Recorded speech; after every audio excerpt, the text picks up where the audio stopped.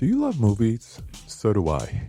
What's up, y'all? It's KB, and I love movies, inviting you to listen to The Conversation, a film podcast where passion meets perspective and opinion.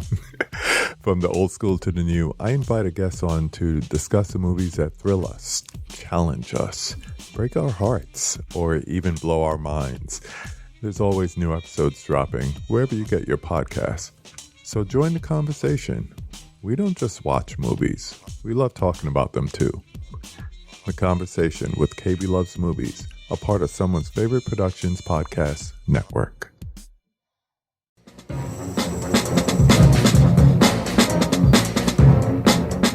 Hello, this is Aaron West. I am the author of the A24 New Wave. In this book, I look at A24's output and I make the argument that we are in a new wave movement right now. A24 plays a major role.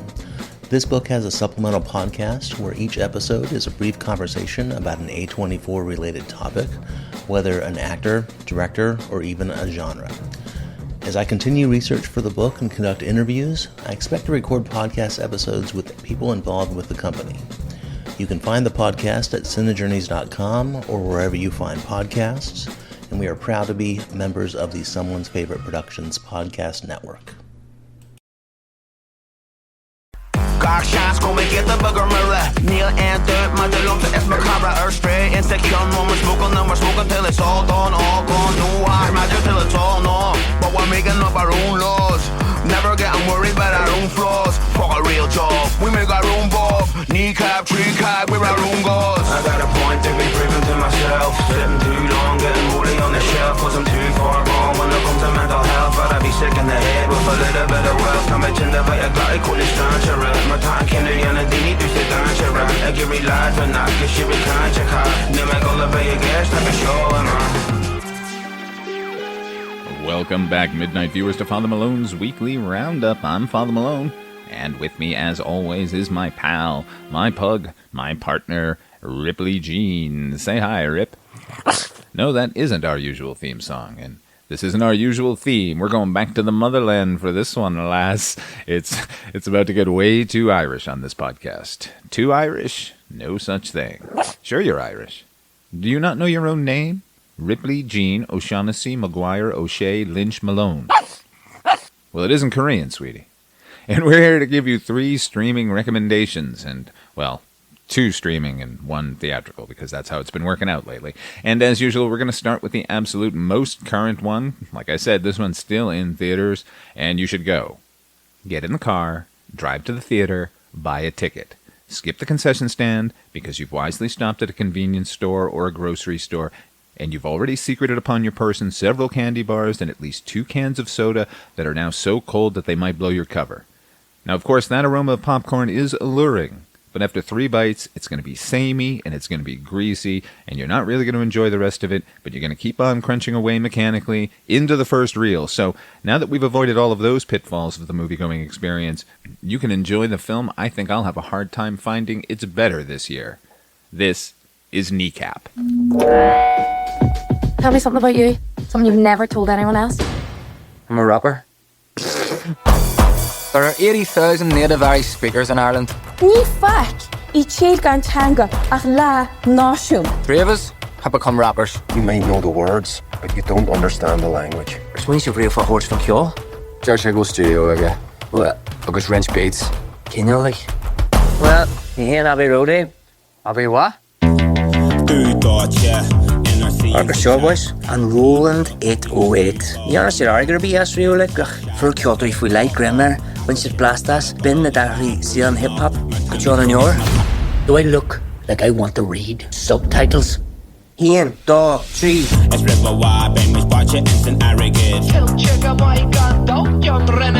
Consider this here as the knock at the door before the knock at the door. Him and his wee pals' music. It's drawn attention from all the wrong places. Nothing but a H-double-O-D, low-life scum. We'll end up face down in an alley.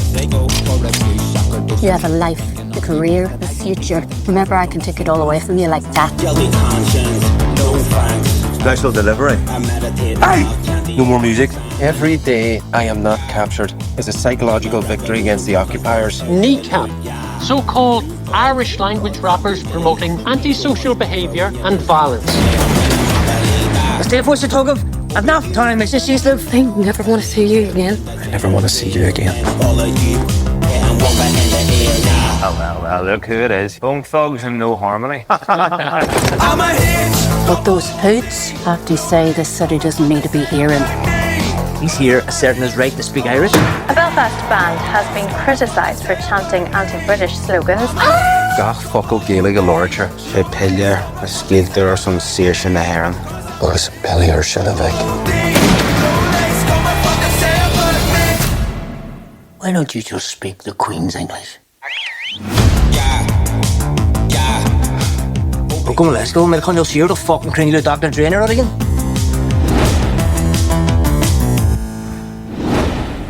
On April 10th, 1998, the Good Friday Agreement was signed, and for the first time in 30 years, hostilities in Northern Ireland ended. The conflict that had come to define every aspect of life was now gone.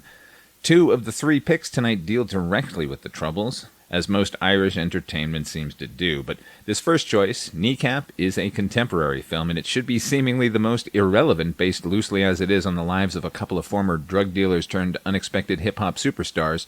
But the film gives the best look at life post-Troubles I've seen, and moreover actually gives us a glimpse of how fucked up the whole region continues to be in the wake of those years of division and hatred. Like the recent hit show Derry Girls, it's giving a voice to a generation who'd previously only ever been portrayed as victims of the violence. And voice is an important thing. It's nearly the most important aspect of Kneecap. Voice and the language used. Here that's Gaelic, a foreign language in its native land. It's about its importance as a national identity, and as a form of freedom. Remember that goofy Riverdance craze? That stiff-armed, only moving below-the-waist dancing? That developed during the years when all Irish culture was outlawed. You could dance on one side of a wall and be seen as standing still on the other. That's how hard an oppressed people will fight to feel free. When Kneecap hit the scene back in 2018, it was easy to dismiss them as a gimmick. 2 white kids in Ireland rapping in English and Irish. It reminded me a bit of Blood of Abraham. Remember them? I doubt it, but they were a solid group. They just had nothing to say. Anyway, Kneecap seemingly also had nothing to say, but it's the fucking way they're saying it, and the resistance they came up against that forms the basis of the film. It's a fictionalized account of their formation and their rise amidst the real-life events of a referendum in Northern Ireland to give the Irish language equal standing to English, a privilege the Welsh had been enjoying since 1993. Okay, time for an annoying autobiographical pause. Father Malone's a pseudonym, but I'm pretty goddamned Irish, and I grew up in Boston in the 70s and 80s. I was surrounded by Sullivans and Spillanes and McCoys and Murphys, and there was a period of my life in high school where I felt pretty well defined by my Irishness. If it wasn't the Pogues or the Waterboys, I wasn't listening. I'd be watching Mickey Rourke movies and reading about the Troubles and the 1916 Revolution, devouring the works of Brendan Behan and James Joyce. But even if you'd asked me then if there are any forms of film or TV out there expressing the actual feelings and frustrations of those living through those situations, I'd have said no. I'd have said it was all ponderous, purple prose, poor theatrical nonsense. No better than TV movie of the week level artistry. Certainly nothing as sure-footed with a singular vision that allows flights of fancy equal weight to scenes of genuine harrowing violence that we get here. This film could have been Spice World. It could have been Disorderlies. Remember Disorderlies with the Fat Boys? It could have been Purple Rain, which it mostly resembles, and when I saw the trailer for Kneecap, I assumed that that's all it was going to be. A Purple Rain or 8 Mile-style fictional biopic. Nothing too weighty, nothing too flighty, just an honest story of music lifting up a musician and bringing them glory. And Kneecap is that. Oh my yes. With enough fiction to even out the fact, but I know this is sacrilege. It's better than Purple Rain. Not the soundtrack, obviously. I'm not an idiot. You got a mouth on you lately. We'll see how your attitude changes at supper time, little lady.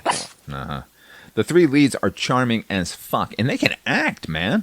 One of them has Michael Fassbender playing his dad, and he holds his own against him. The direction is ingenious and innovative. The script is smart and funny. The music is killer. Here's some.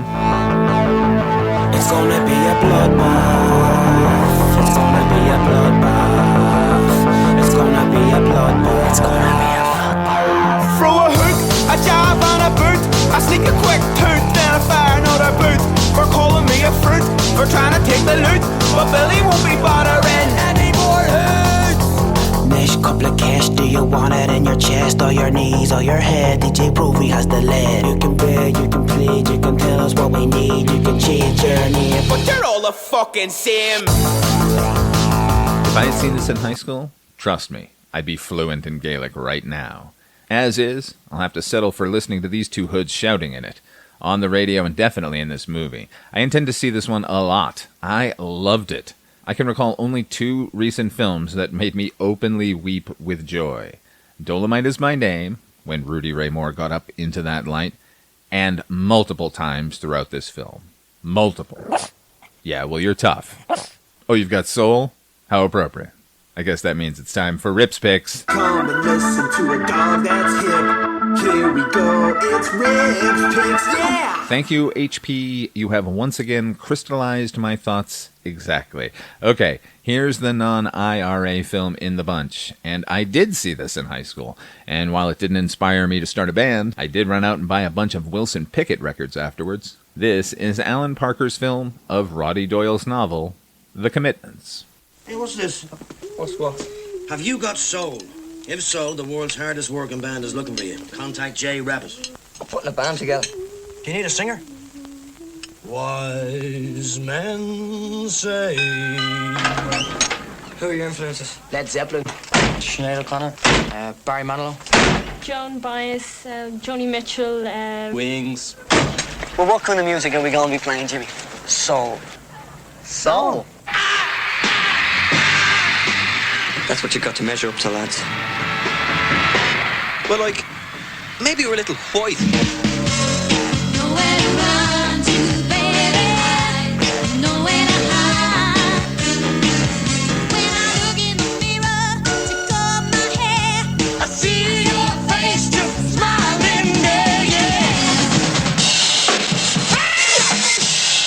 Had to see if you could play before I pay for them.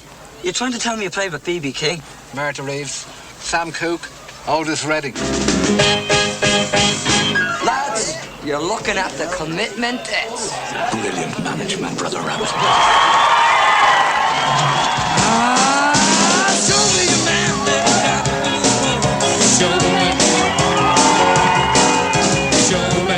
Let's keep relations on a professional basis. How are we professional if we've never been paid? It feels much better being an unemployed musician than an unemployed pipe fitter. All you gotta do is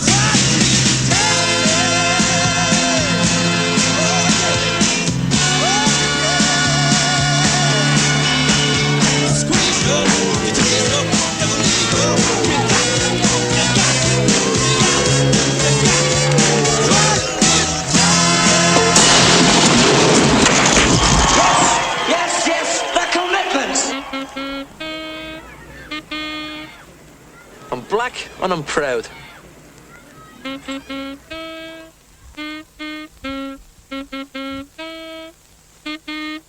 In the mid to late 1980s, Roddy Doyle wrote about the working class in Dublin. His Barrytown trilogy has become a bit of legend. All 3 have been adapted into films, all starring Colm Meaney, which is a bit of a feat considering each of the books were adapted by different studios and different filmmakers. But the most successful in terms of a film and the film's popularity was The Commitments. It's the story of Jimmy Rabbit, an enterprising young lad who decides to gather together a group of similarly directionless youth to form a soul band. Like Kneecap, it's the story of the oppressed finding their voice in the similarly oppressed culture of African American artists, a fact that is not lost on the characters of each of the films we're talking about. Cultural appropriation is a real problem when it's about using that bit of culture without respect and no other motive than a few miserable dollar bills. With the aid of an aging trumpet player, a role originally meant for Van Morrison, but I guess after a disastrous meeting with Alan Parker, Morrison agreed to let him use his music and wanted nothing more to do with the project, Rabbit assembles a fearsome band, or the makings of one. I am a sucker for band formation films, particularly when the plot isn't predicated on their success. I don't mean artistically or creatively, I mean I don't need them to win a battle of the bands, or get some crawl at the end informing us that they eventually were a massive success.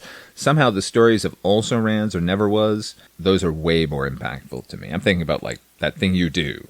Hey, speaking of fictional bands and their biopics, can we get a Figrin Dan in the Modal Nodes movie? You know, the Cantina band from the original Star Wars? Get them on like a road trip movie, like out on tour, visiting all the dives in the Outer Rim, trying to make it big on Coruscant someday. Just an idea. Anyway, The Commitments was made by Alan Parker. He was the filmmaker behind Bugsy Malone, where children star as adults in a 1930s gangster drama that's also a musical with Tommy guns that shoot cream pies. And he made Pink Floyd's The Wall. That's a film everyone will tell you to watch when you're high, and you will instantly regret doing so. And he made Fame, which I think is pretty much perfect, except for casting Barry Miller as a Puerto Rican. He's operating here from a place of pure musicality, which is rare after films like Mississippi Burning and Birdie. There are no oppressive themes, no aggressive hatred, just a bunch of working-class kids fighting for their own identity and fighting with each other to create something joyous in the midst of a crushing existence. None of the performances musically are going to replace the original artists on your turntable, if you have a turntable. What's a turntable? Oh, God, what am I going to do with you?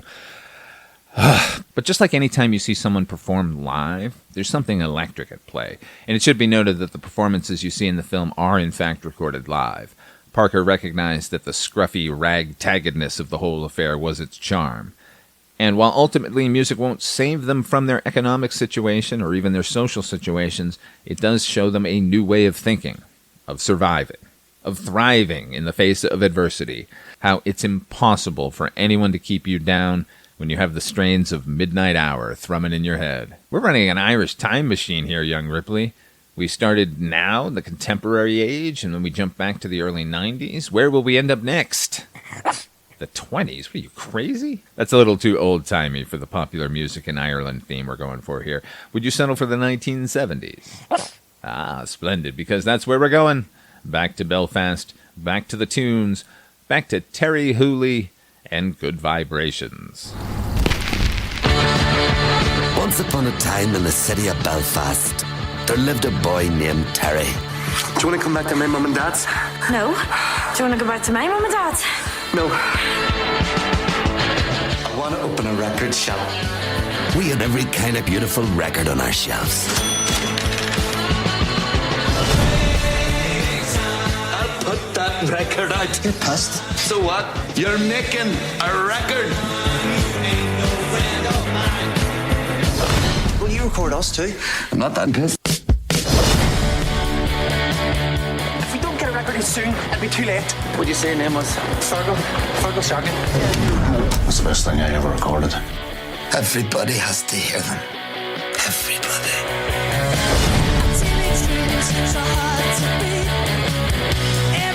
Do they have any good-looking friends?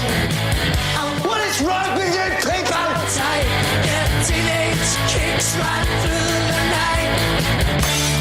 It was all gonna be absolutely fine. Trust me. You gave me the best 2 minutes of my life. John Payne. It's so good, I'm going to do something I've never done before.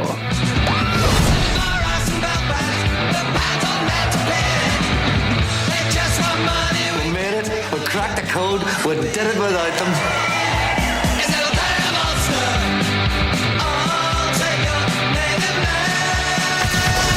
Money couldn't buy what we've just done. Good Vibrations isn't a record shop. It's not a label. It's a way of life.